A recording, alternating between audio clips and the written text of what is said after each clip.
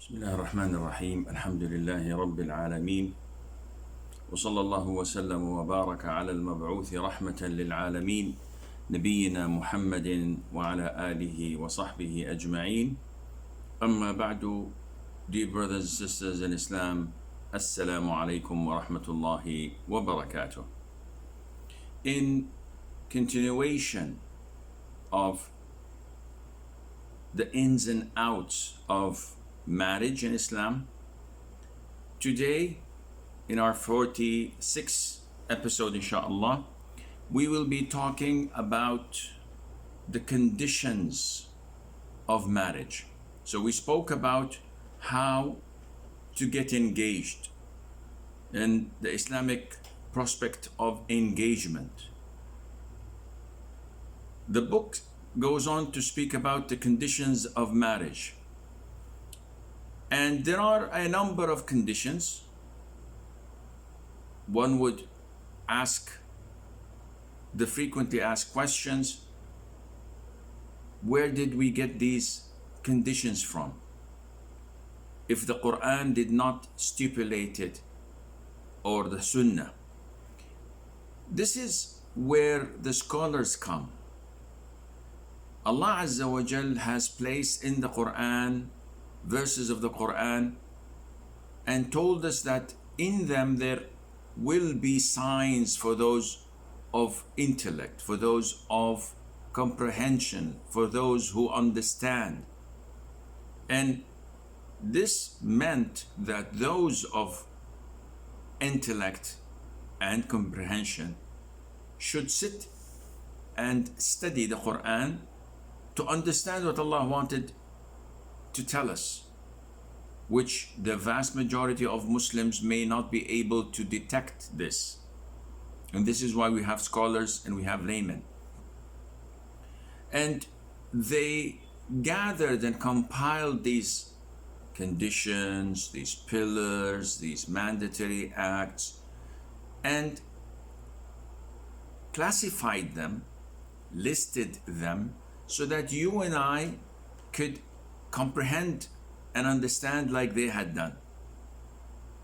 So these conditions are obtained through a vigorous process of reading and compiling and documenting the Quran and the Sunnah, and doing so with the understanding of the three favorite generations of the companions of the Tabi'een and the Tabi'it Tabi'een.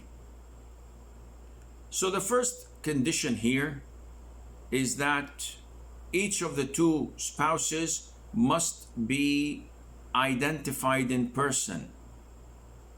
What does that mean?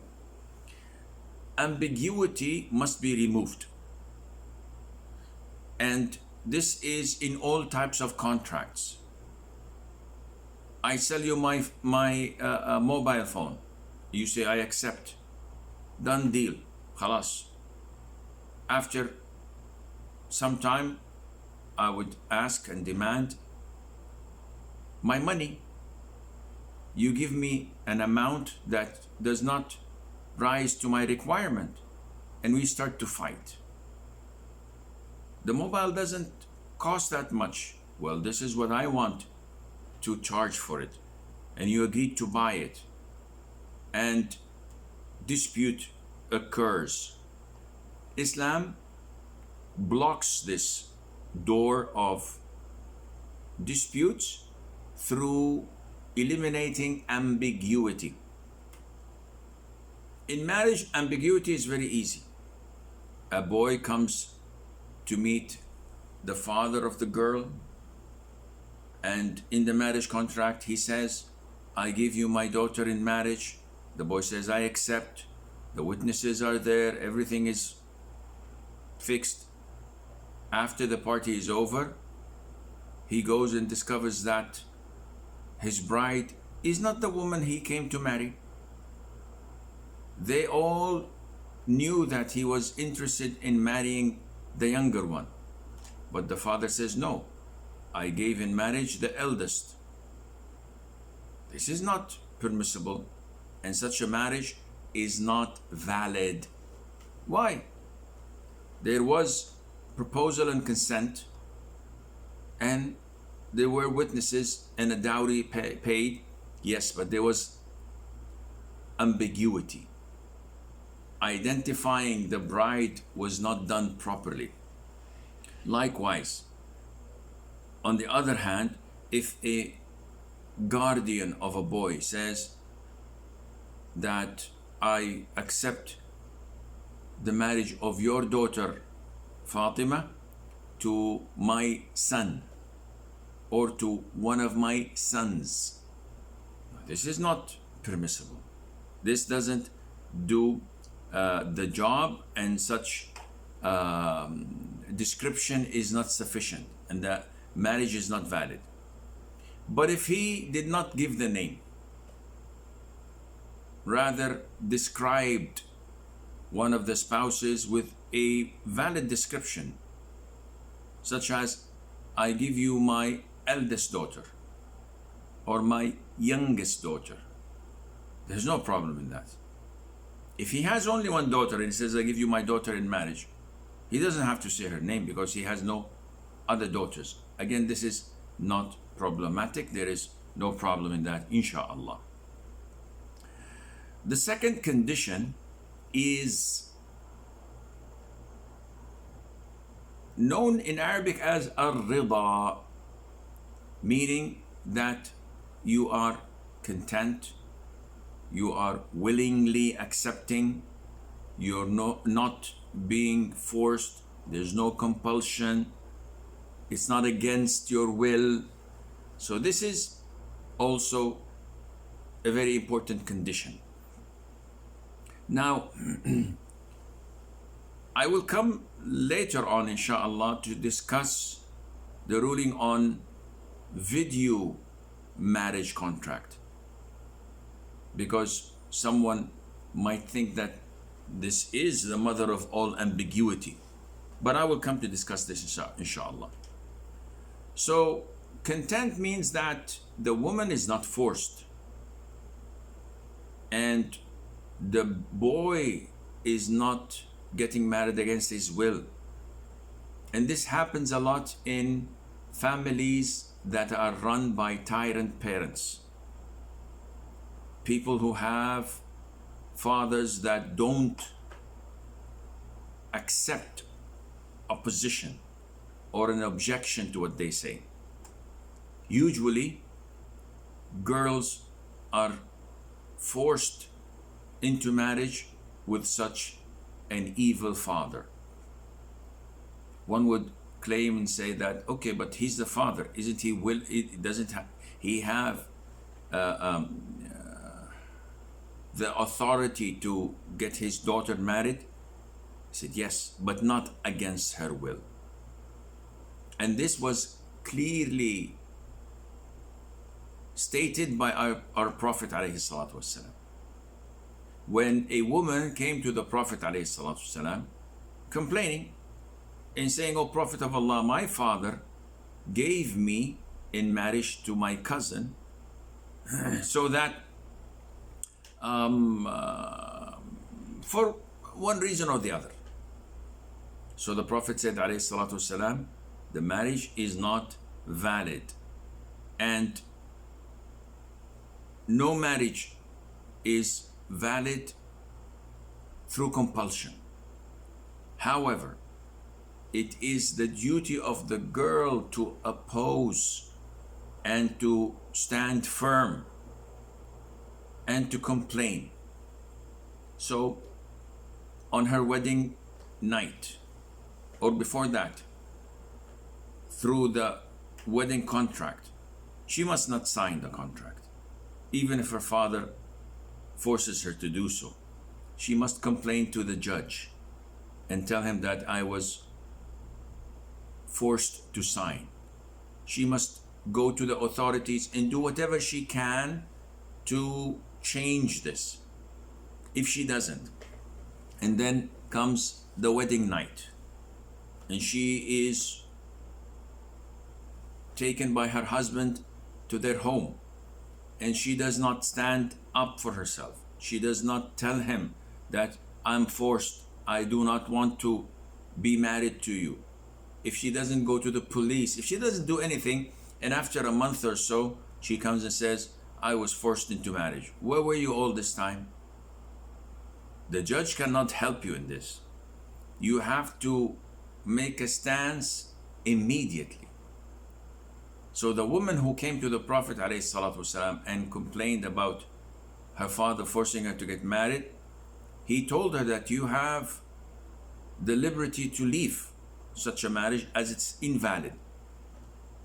The girl spoke and said, well, as of now, I'm okay with my husband, but I just wanted women to learn their rights and not to be driven to such a thing that they may not be happy with. So this hadith proves to us that forcing a girl to marry someone she doesn't want, the marriage itself is invalid. And this is why we say conditions of marriage. What is meant by conditions of marriage? A condition is something that comes prior to an action or a form of worship, which without its being present, the form of worship or that action would be void. So a condition of salat is to be in the state of wudu. If a person does not perform wudu and prays, his prayer usually is invalid. The third condition is the presence of a woman's guardian. Not only the presence, it should have been rephrased here. It should have been the proposal of the woman's guardian, because the proposal is the clearest of all indications of his consent and approval. Because as we will come to know, inshallah, the marriage procedure is by the guardian of the woman proposing to the boy, and by the boy accepting the proposal. Unlike what most people think, is that the boy proposes to the girl or to the girl's father, and then the father says, yes, okay, I agree. They think that this is a normal procedure. This is not. The normal procedure is to have the proposal first. So if I go to a shop and the shopkeeper tells me, buy from me this piece of cloth for $10. This is a proposal. I can say in response, I accept, or I do. This is acceptance. Khalas, deal is done. Marriage is done. So the proposal of the guardian is essential. It's a condition. The Prophet said, alayhi salatu wasalam, no marriage is valid without the presence of the guardian. So the vast majority of scholars, the vast majority of schools of thought say that a marriage without the proposal and consent of the guardian is invalid. Only Abu Hanifa, may Allah have mercy on his soul, said that no, such a marriage is valid even if her father was not present or was not approving of it. And his justification was that in Islam, a woman has the right to deal with her wealth, buying, selling, giving, putting into endowment. She has the right to do this without the approval of her guardian. Why would she need the approval of her guardian when it comes to her own flesh and to her own body? She should be the one responsible for that. And this justification, though might be logical, yet it goes against the teaching of the Prophet ﷺ, and before that, against the Quran. Because all the cases of marriage in the Quran When it comes to women, Allah addresses it through the guardian. So Allah Azza wa Jal says, do not give in marriage those who are idol worshippers or the likes, even if you like them. So do not give in marriage means that it's not me who's getting married. Allah says in the Quran, وَلَا تَنْكِحُوا الْمُشْرِكَاتِ حَتَّى يُؤْمِنُ. Do not marry the idol worshipper females until they believe. Do not marry. This is addressed to me. But when it comes to the guardians or the females, Allah says, وَلَا تُنْكِحُوا الْمُشْرِكِينَ حَتَّى يُؤْمِنُوا. Do not give the idol worshippers men in marriage until they believe. Why do we say do not give? Why doesn't Allah speak to the woman directly like He spoke to the man directly? Because in marriage, a woman needs a guardian. She doesn't go and marry herself. And this is the opinion of the majority of schools of thought and scholars based on the hadith. And if I recall correctly, even the top two students of Abu Hanifa, may Allah have mercy on them all, went against his opinion and stated that a woman cannot marry herself. And this is the description of chaos. When a woman overrides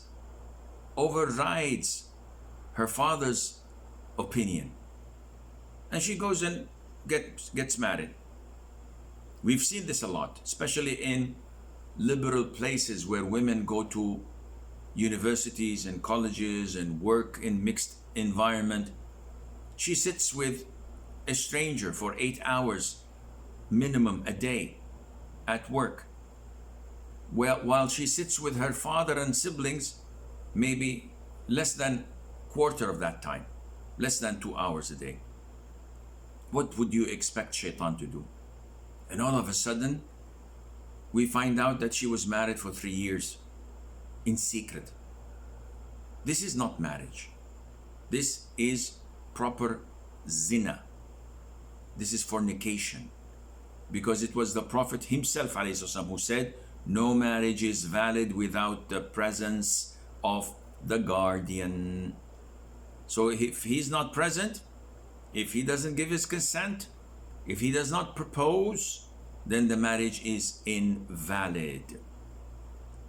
Now, in regards of guardian, because I face a lot of such problems, especially while doing counseling sessions, while being asked.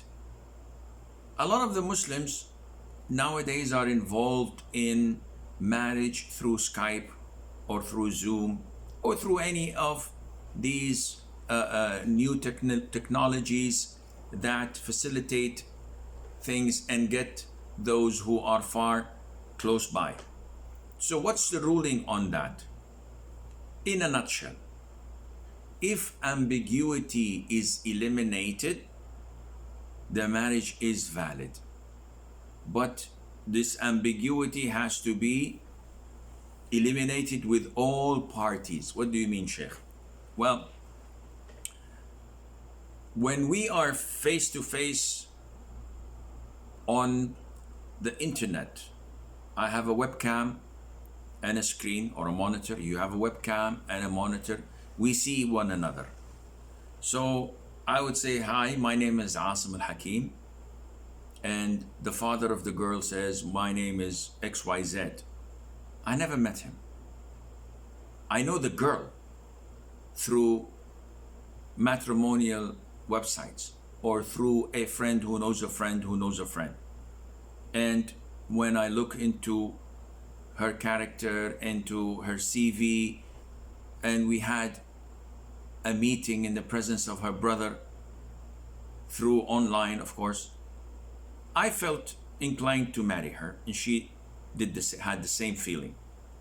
Now, in order to get this marriage valid, I have to know whether the guardian is truly her guardian or not. Because in so many cases, which I was involved in, a woman comes to me saying to me that she got her nikah, her marriage contract, with X person. And after the marriage, the guy disappeared. And she doesn't know the witnesses because they came from his side. And she has no contact with him. So she's married, but she's not married. She's supposed to have a husband, but there is no husband inside. She wants to move on and marry someone else, but she can't because she's already married. What to do? Well, this is your problem. You put yourself in this mess. And so many Muslims put themselves in such similar messes when they don't ask. I get people coming to me. A brother called me yesterday, Sheikh, I bought a car in installments and I don't want to know whether this is halal or haram. Subhanallah. When did you buy it? He said, only last week. Why didn't you ask then? I said, I didn't know because the offer was good and it was a Lexus. I said, a Lexus has its glow and temptation. It's already done. The damage is done. You bought the car, and if I tell you to quit, they'll tell you to pay $30,000 for using it for 1 week. This is a contract. So why didn't you ask? Sheikh, I saw a woman, whoa, she's a bombshell. Her father must be a terrorist because she's a bomb. Subhanallah. Then what? He said, I proposed online. I sent her an email. I asked Allah for forgiveness because we used to chit chat until I got to know her. Now I'm desperate to marry her. So we got online and she told me that this is her father. He was an elderly man. And then we got married. And after a couple of months, I discovered that she's married to 6 other boys.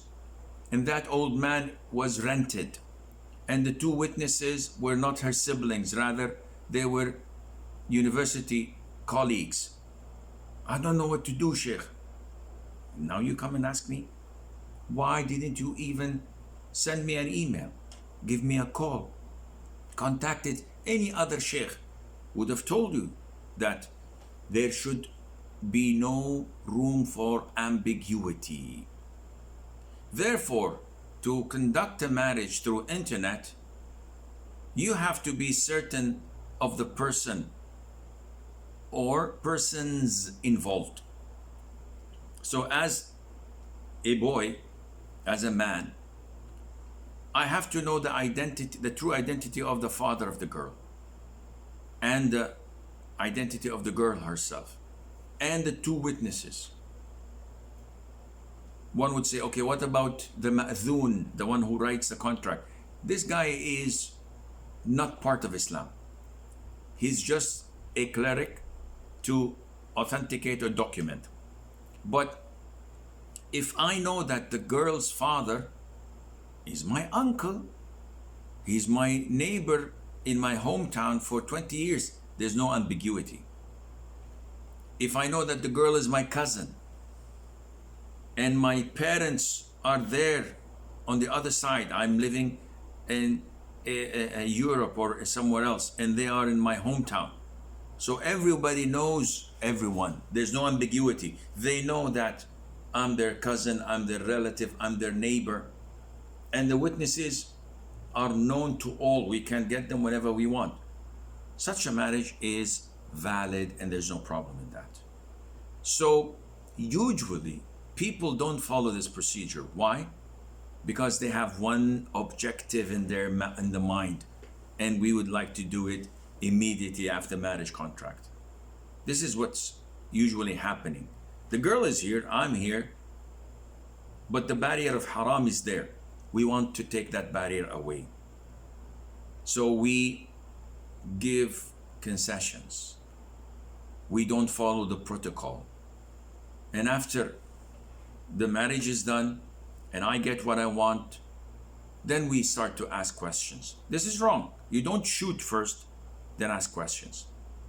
This is what people are doing, and then they're coming and having counseling sessions, what to do, how can I rectify this. A sister calls and says that I'm married to a man. I don't know where the man is. The witnesses are not willing to contact me. The imam himself just fled, and I'm stranded. I am married, but I can't get out of this marriage. No matter how many Islamic centers I visit, they say, okay, no problem, just give us a paper of marriage. She says, I don't have. We didn't document it.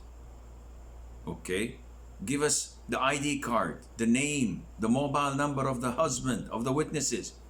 Well, he fled the country. I don't know where he is. The witnesses don't want to talk to me. Subhanallah. So just because of a one-night stand, you destroy your life or face the possibility of getting married while you're still married. The issues of marriage is very, very important to learn and to have control over your desires and lust. Marriage is not a carte blanche for you to go and see whatever woman you like and you just jump the gun. Khalas, let's get married. Let's go to any 7-Eleven and see a cleric or a sheikh to get us married and move on. Marriage is a constitution. It is a strong pledge, as mentioned by Allah in the Quran. Fourth condition is the presence of witnesses. So the previous hadith, the Prophet said no marriage is valid without the presence of the guardian, and he said afterwards, and two sound witnesses. So when we say sound witnesses, what do we mean by adl? Shahiday adl, meaning that they shouldn't be open sinners or fornicators, because fornicators are not trustworthy, are not sound. So if I get someone who's a well-known open fornicator to testify in a marriage, this guy is not trustworthy because he doesn't care about halal and haram. And by the way, if we go back to the condition of the guardian is not any person who is related to a woman. So some people say, okay, Sheikh, I proposed to a girl, her father refused, so I asked her brother, and brother says, okay, I have no problem. No, it doesn't go like this. The guardian must be the father. If he's dead, then his father, that is the paternal grandfather of the girl. If not, then her son, if she was previously married and has a son. If not, then her brothers. If not, then her paternal uncles. If not, then her paternal cousins. The guardian cannot be someone from the side of the mother, a maternal relative, even a grandfather. Doesn't work. He has to be a person that carries the same name. And he must be an adult. So I can't have a child or a young boy who did not reach puberty acting as a guardian for his sister, mother, or whatever. He must be an adult. He must be sane. I can't get someone who's 20 years of age, but unfortunately he is severely autistic and doesn't understand, has the brains of a 3-year-old child. He cannot be a guardian. He must be a free man. So even if I want to marry a woman whose father is a slave, he cannot be her guardian, because a slave does not possess his own freedom, let alone possess the right to marry someone to someone else. And the guardian must share the same religion with his daughter or sister or whatever. So if I were to marry a Muslimah who's a revert, previously a Christian or Hindu, her father is a kafir, a disbeliever. He has no authority over his Muslim daughter. So what should I do? I should look in her paternal relatives, someone who's Muslim. So if I find that she has a Muslim brother, excellent. She has a Muslim uncle, does the job. If neither or none existing to be Muslims, in this case, the Prophet said, alayhi salatu wasalam, that the Muslim ruler is the guardian to those who do not have a guardian. As-sultan waliyu man la waliya lah. And who's the Muslim ruler? If you're a Muslim country, then the head of the country, or those who he had appointed, such as the governor, such as the Muslim judge in the Muslim court, they would take the place of the guardian and they would give the authority of marrying this woman to you. If there is no Muslim ruler, no Muslim authority, as in the case of Europe or America, so you go to the authorized Islamic center, because this is the Islamic authority existing at that place, where all Muslims should abide by their instructions and they should follow their orders. So you go there, and the Imam of the authorized Islamic center would act as a guardian in this case. So number 4, the presence of witnesses.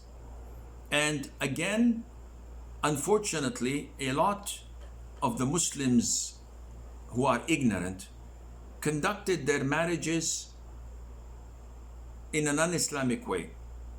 A lot of Muslims in Europe, for example, go and have a civil marriage.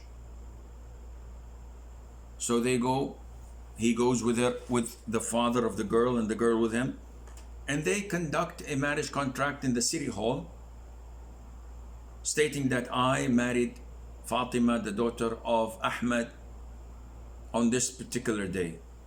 And maybe the father would propose, I give my daughter Fatima to so-and-so. And the boy says, I agree. And they have a certificate, civil marriage is there, and it's registered. And they live for 20 years. Then, after watching my Ask Zad or Ask Huda programs, they said, whoops, Houston, we have a problem. What's the problem?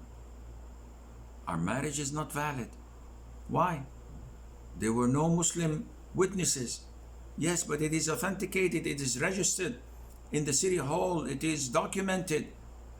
It is not an Islamic marriage without the presence of 2 Muslim male witnesses.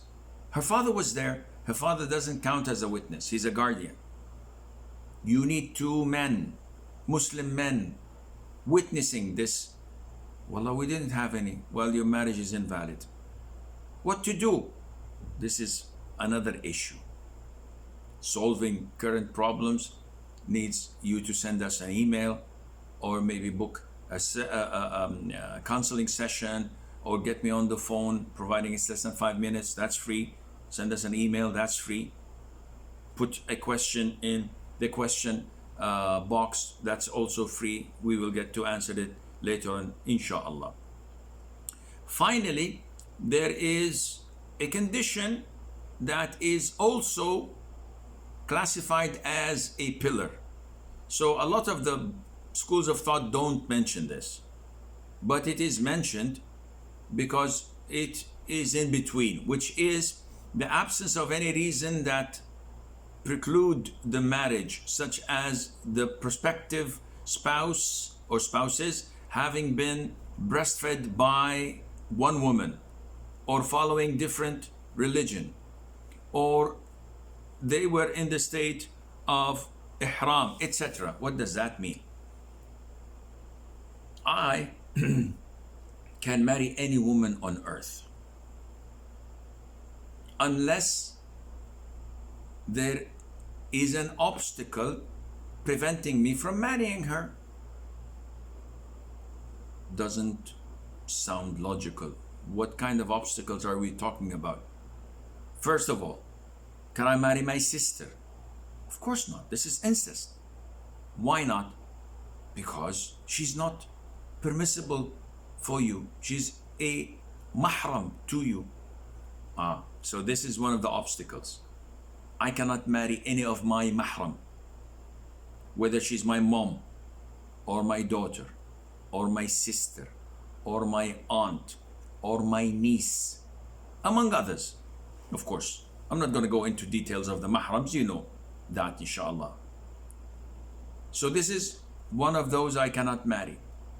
Two, to widen up the scope, I cannot marry anyone who's already married, which means a couple of billion women on earth I cannot marry.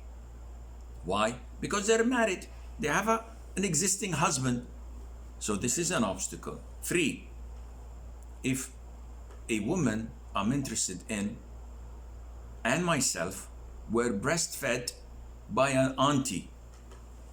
So an elder woman in her 70s, 80s, she said, when you guys were infants, I breastfed you for a whole week.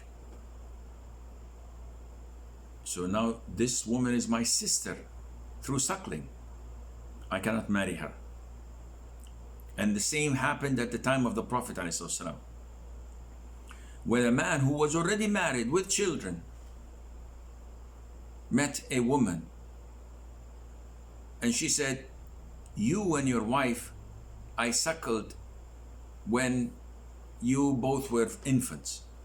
So the man went straight to the Prophet ﷺ, and he said, O Prophet of Allah, the woman says so and so. So the Prophet ﷺ, leave your wife, she's your sister. He said, O Prophet of Allah, how can I leave my wife for such a testimony? And the Prophet said, what do you want me to do? As long as it was said, the woman testified, that's it, that's sufficient.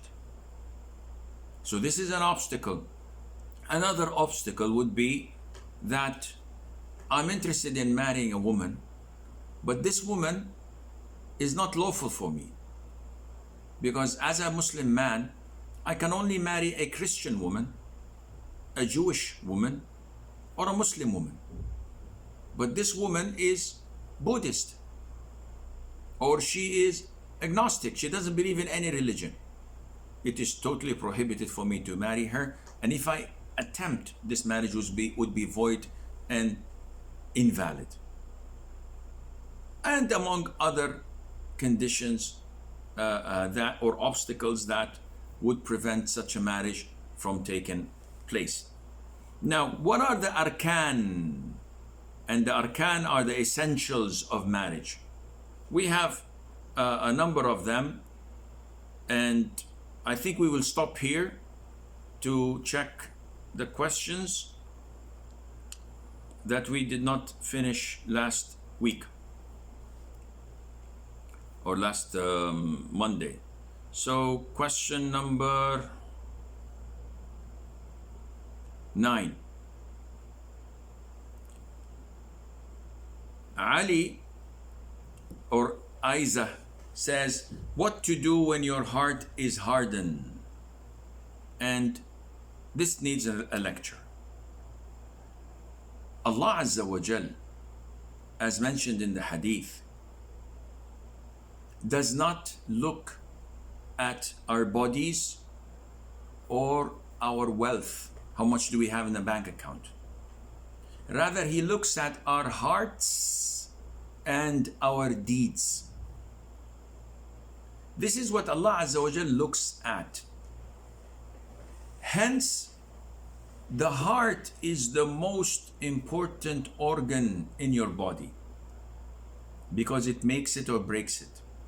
It can be filled with iman and it can be filled with hypocrisy and disbelief.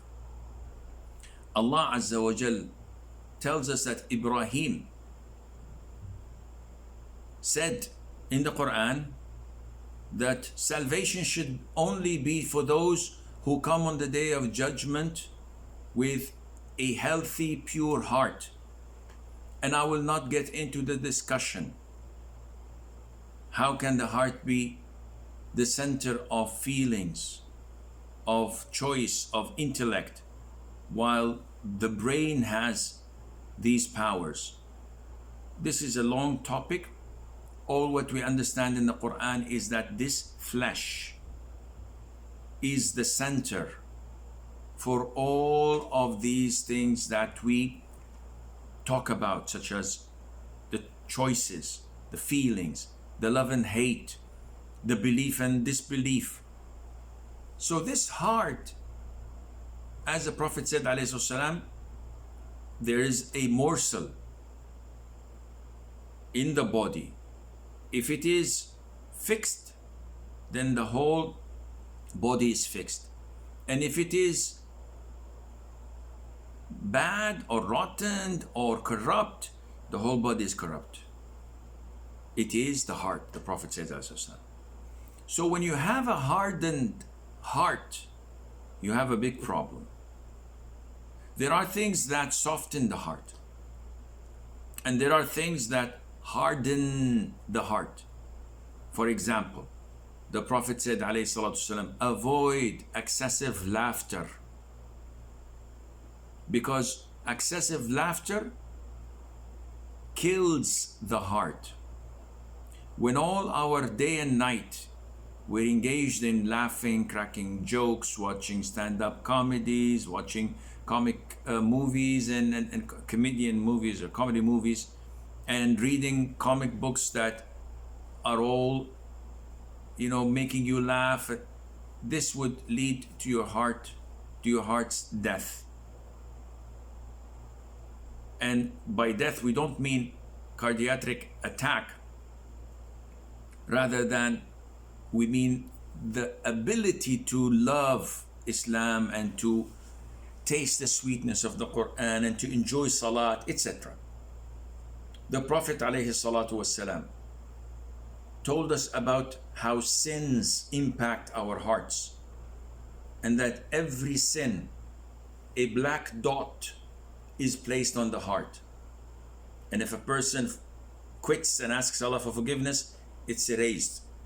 And if he does not, then the dots continue to occur until the heart is overwhelmed and becomes as dark as night. The Prophet said, alayhi salatu wassalam, whoever misses 3 consecutive Friday prayers, and with the lockdown, one is not included because this is forced upon us, it's not by choice. So whoever misses without a legitimate reason, Allah will place a seal on his heart. And how would that be? It's not a physical seal that you see. It is simply that Allah seals your heart so that when you hear the truth, you're unable to process it. When you hear the Quran being recited, you don't feel that you're understanding it or enjoying it. When you hear the adhan calling for the prayer, you see everybody going to the masjid and you're the only one who is going in the other direction. People are looking at you.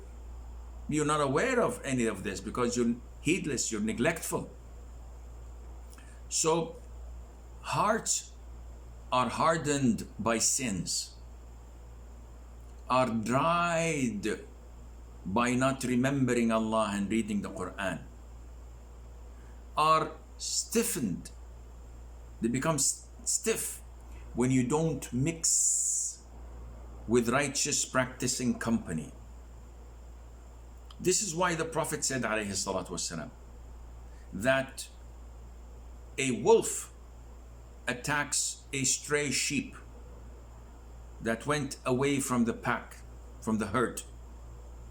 And shaitan attacks those who are alone, don't have righteous company, don't mix with righteous people. This is why your heart is hardened.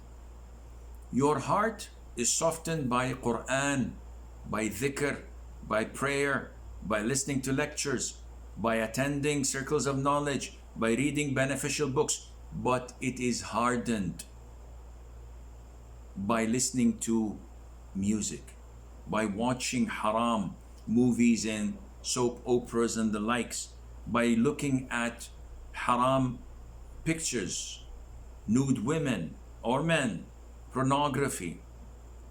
All of these tarnish the purity of your heart. So it is like a tree where pure water from the river is irrigating it, and sewer water is also irrigating it. The tree inevitably is inclined to what goes into its veins more. So whether it is najis or tahir, this depends on the amount that enters it. Likewise, your heart. So how to soften your heart? This again requires a lot of talk, which we don't have time for, but there is a beautiful hadith, and it's a glimpse. There are many hadiths that shows you how to soften your heart, where the Prophet said to his companion, alayhi salatu wasalam, do you like to soften your heart and to attain the things you need and want? And I said, yes, of course. I need to attain wealth to buy a new car or a house or to pay my debts. How to do that? The Prophet said, if you were to wipe over the head of an orphan, this would soften your heart and helps you attain what you want. Subhanallah, this is the last thing I could ever imagine to be of such great reward. Wiping over the head of an orphan, of course, this is a metaphorical gesture of being kind, of being loving, of being merciful, of providing for that orphan. Not just going randomly in an orphanage and just wipe their heads and then leave. No, this is not what it was meant. It is referring to showing love and compassion to this broken heart, an orphan who lost his father and he's below the age of puberty, needs compassion, needs mercy, needs love. So there are so many things that would soften your heart. But as for now, fill your heart with Quran, with dhikr, with worshipping Allah, with listening to lectures, being around practicing righteous people instead of being around people who do not relate to the deen, and Allah Azza wa Jalla knows best. Aziza says, can women wear wigs and remove it when praying? The Prophet said, alayhi salatu wasalam, in the hadith that was narrated by Abdullah bin Mas'ud radiyallahu anhu, and it's in the Sahih, لَعَنَ اللَّهُ الْوَاصِلَةَ وَالْمُسْتَوْصِلَةَ. May Allah curse the one who fixes extensions to women, and for the women who get extensions fixed to them. What is meant by extensions? Hair extensions. So if a woman comes, she has short hair and she gets fake braids or fake long hair, and she would have, wow, mashallah, fixed to her hair, she is cursed. And the hairdresser who did that to her is cursed as well. Wearing a wig is even far worse than extensions, because at least in extensions you have the real hair and you have the fake hair. But when you wear a wig, it's all fake. So it's worse. But it is permissible to wear a wig only when this is used to remove a defect. So a woman who lost her hair completely.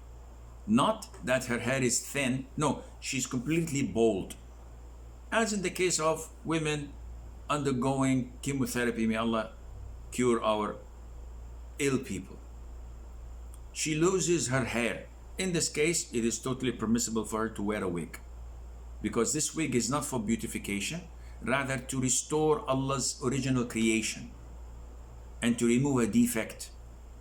There's no problem in that. But to wear a wig so that you please your husband, or that you look different, or for even for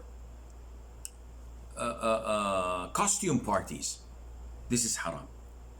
Which leads us to, what about the hair that clowns wear? Again, this is a wig and this is haram.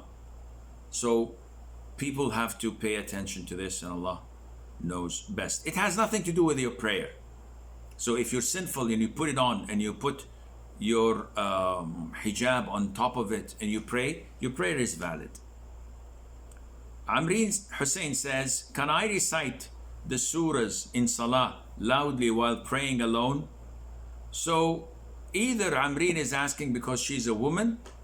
I don't know if the name is a name of a woman or not. So she's asking, I'm alone, can I recite Quran in Fajr, Maghrib, Isha, and night prayer aloud or not? The answer is yes.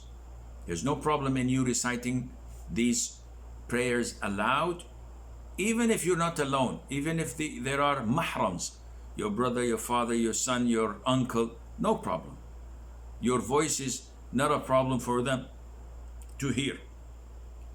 The other possibility is that Amreen is asking about raising the voice in silent rak'ahs, like the Dhuhr prayer, Asr prayer, the last rak'ah of Maghrib, and the last 2 rak'ahs of Isha. These are silent for men and women. So can she recite them loudly? The answer is, as for permissibility, this is halal, this is okay. As for the sunnah, this is against the sunnah, and you would be losing reward when you recite it loudly. But the prayer is valid and you have no problem with that. Amna says, how to deal with angry people. Stay away from them. Simple as that. When someone is angry, just stay away from them. Don't talk to them. Don't respond to their anger. Don't defend yourself. Meaning that when they curse you or say bad words, don't defend yourself. Don't argue with them, because shaitan is overriding them, taking control over them. So the best thing is to stay away from them and to make dua. Whatever you do is going to provoke them and make them angrier, and maybe say things that would take them out of the fold of Islam because of you. In the Sahih, the Prophet ﷺ was once with his companions when they saw 2 men arguing together in a very strong fashion. They were angry, but one of them was so angry his eyes almost popped out, his veins were so clear, and his voice was high, was rising, was loud. So the Prophet ﷺ said to his companions, now notice that the Prophet did not go and intervene. He could have, but it wasn't a wise decision. So the Prophet taught his companions a lesson. And he said to them, I know a phrase. If he were to say it, Allah would relieve him from what he is suffering from. That is his anger. What is the phrase? أعوذ بالله من الشيطان الرجيم. A beautiful phrase. Imagine the wife and I are fighting, and she is saying heinous things to me, abusing me, cursing me. You're not a man. You're not half the man you used to be. If you were a man, divorce me. I don't want to stay with you. I don't want to live with you. In the heat of the moment, I also get angry. And I'm tempted. Something is pushing me. I'm looking, there's nothing behind. Something is pushing me to divorce her, to beat her, to do anything. Excuse me, who's talking to me? Oh, it's Shaitan. Shaitan wants me to divorce. The Prophet says, alayhi salam, if I say at the moment with contemplation, A'udhu billahi minash shaitan ar-rajim. End of story. I would like having the ice bucket thrown on my head. Whoa, khalas. It's all gone. All what I see is an angry woman shouting, pulling her hair. I can't hear anything. I said, A'udhu billah, I'm seeking refuge in Allah. I would never divorce her. But if I don't say that word, she would pull the trigger. She would push a button that would inevitably make me say, I divorce you. And then everything is done. Shaitan is over there sitting, laughing his head off. And not only that, it is the well, يلا حبيبي. One of my grandchildren just walked in. لا عندي شغل حبيبي. Sorry for that. So the issue is, say this phrase. Now the Prophet said this, alayhi salatu wasalam. One of the companions, it might be Mu'adh ibn Jabal, it might be someone else, took the phrase and went to the man and said, "Oh Prophet," and he said to the man who was angry, who was furious, in a state of rage, he said, the Prophet ﷺ says that if you were to say, "A'udhu billahi minash shaitan ar-rajim," this would take away all of your anger.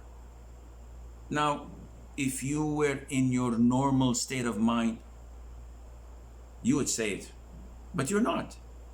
This is a problem. You are not in your normal state of mind. So what did the man do? A companion. But he was in rage. He said, "Go away from me. Do you think I'm crazy?" So he rejected the advice of the Prophet ﷺ.